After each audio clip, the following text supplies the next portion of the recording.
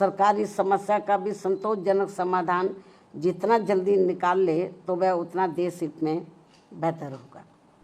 सरकार की नीति में ये खोट व कमियों को जग जाहिर करता है, दर्शाता है। दैनिक उपयोग के आवश्यक वस्तुओं पर भी जिस प्रकार से कीमतें बढ़ाई जा रही हैं, वे भी खासकर दिल्ली की जनता के लिए भारी मुसीबतें पैदा कर रही हैं। जैसा कि ये विदित है कि देश के अधिकांश लोग जब ज़बरदस्त महंगाई, गरीबी, बेरोज़गारी व कमाई घटने आदि की हर दिन की भूख प्यास तथा गरीबी व तंगी के त्रस्त जीवन की मार से अति पीड़ित और दुखी हैं, तो तब ऐसे में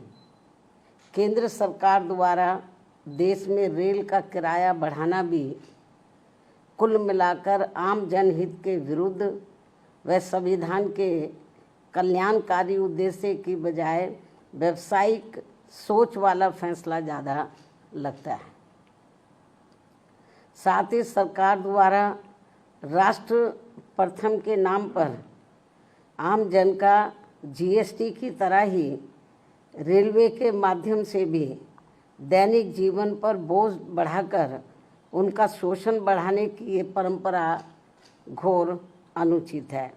जिस पर सरकार अगर तुरंत पुनर्विचार करे तो ये बेहतर होगा। वैसे भी इस समय देश में बढ़ती गरीबी, महंगाई व सम्मानजनक स्थायी रोजगार के घोर अभाव में परिवार को पालने के लिए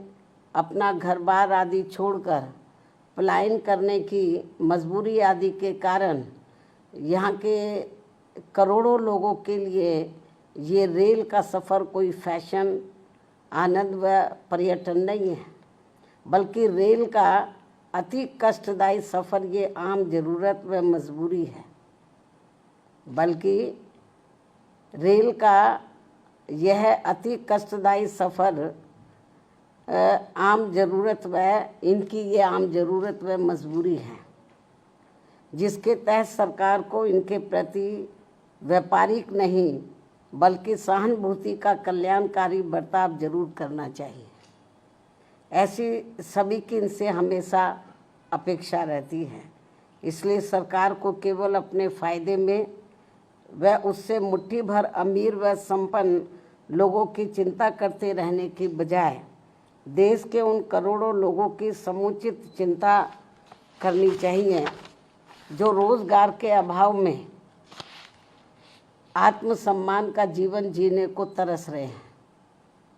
तथा परिवार का कम से कम एक वक्त पेट भरकर किसी प्रकार गुजर बसर करने के लिए सरकार की योजनाओं का थोड़ा सा लाभ लेने को मजबूर हो रहे हैं। यही कारण है कि देश की आबादी में से लगभग 95 करोड़ लोग सरकार की कम से कम किसी एक सामाजिक कल्याण योजना का लाभार्थी बनने को मजबूर हुए, जिससे ऐसे लाचार व मजबूर लोगों की संख्या अब बढ़ते बढ़ते वर्तमान वर्ष सन 2025 में लगभग 64.3% तक पहुंच गई है, जबकि सन 2016 में ये संख्या करीब 22% ही थी। किंतु अंतर्राष्ट्रीय श्रम संगठन के इन आंकड़ों को भी सरकार अपनी उपलब्धि बता रही है। क्या ये उचित व शोभनीय है?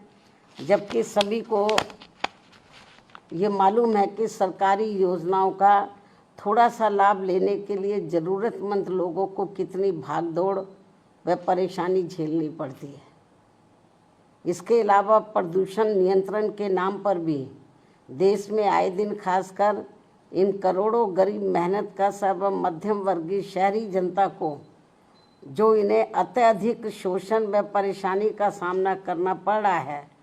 तो उस पर भी केंद्र व खासकर दिल्ली सरकार को भी उचित ध्यान देना बहुत ज़रूरी हो गया है। वास्तव में लगभग 100 करोड़ से अधिक गरीब लोगों के भारत देश में वाहन प्रदूषण रोकने के लिए उसकी जीवन सीमा पर सख्ती से अनुपालन के अलावा और भी दूसरे बहुत सारे उपायों पर सरकार द्वारा अमल किया जाना चाहिए, जो ये बहुत ज़रूरी है, ताकि इस ट्रांसपोर्ट के उद्योग धंधे में लगे करोड़ों परिवार वालों के जीवन को और अधिक तंगी और परेशानी वाला होने से बचाया जा सके। साथ ही दिल्ली की सरकार द्वारा गरीब व दूसरे प्रदेशों से भी, खासकर यूपी, बिहार व बंगाल आदि राज्यों से रोटी रोजी के लिए पलायन करने वालों को यहाँ बिना कोई दूसरी व्यवस्था किए हुए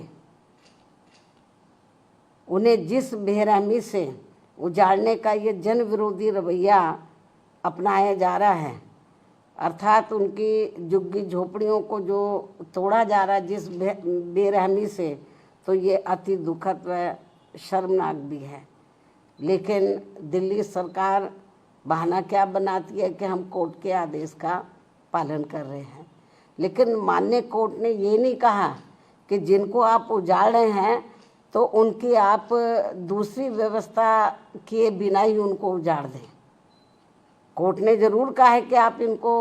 हटाइए, लेकिन कोर्ट ने ये नहीं कहा कि आप इनके लिए दूसरी व्यवस्था ना करें। सरकार की जिम्मेवारी बनती है कि इनके लिए पहले दूसरी व्यवस्था करें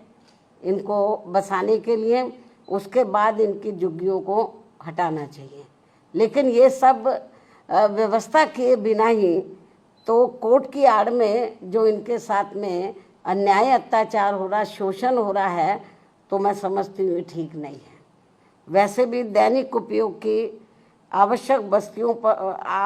वस्तुओं पर भी जिस प्रकार से कीमतें बढ़ाई जा रही हैं, इसके अलावा दैनिक उपयोग के आवश्यक वस्तुओं पर भी जिस प्रकार से कीमतें बढ़ाई जा रही हैं, वे भी खासकर दिल्ली की जनता के लिए भारी मुसीबतें पैदा कर रही हैं। आमदनी कम व खर्च ज़्यादा से लोगों के अच्छे दिन की उम्मीदों का फिर क्या होगा, ये सामाजिक भलाई के संबंध में सोचने वाली अहम बात है। इसी क्रम में देश भर में बिजली की कमी ने भी केवल आम लोगों को ही नहीं बल्कि पूरे व्यापारी वर्ग व छोटे उद्योग धंधों को भी बुरी तरह से प्रभावित कर रखा है। दिल्ली व यूपी सहित कई और राज्यों में भी बिजली के निजीकरण का उचित लाभ किसी भी ज़रूरतमंदों को संतुष्ट नहीं कर पाना भी सरकार की नीति में ये खोट व कमियों को जग जाहिर करता है, दर्शाता है। सरकार इस समस्या का भी संतोषजनक समाधान जितना जल्दी निकाल ले तो वह उतना देश हित में बेहतर होगा। अब मैं अंत में अपनी बात यहीं समाप्त करती हूँ। धन्यवाद। जय भीम व जय भारत।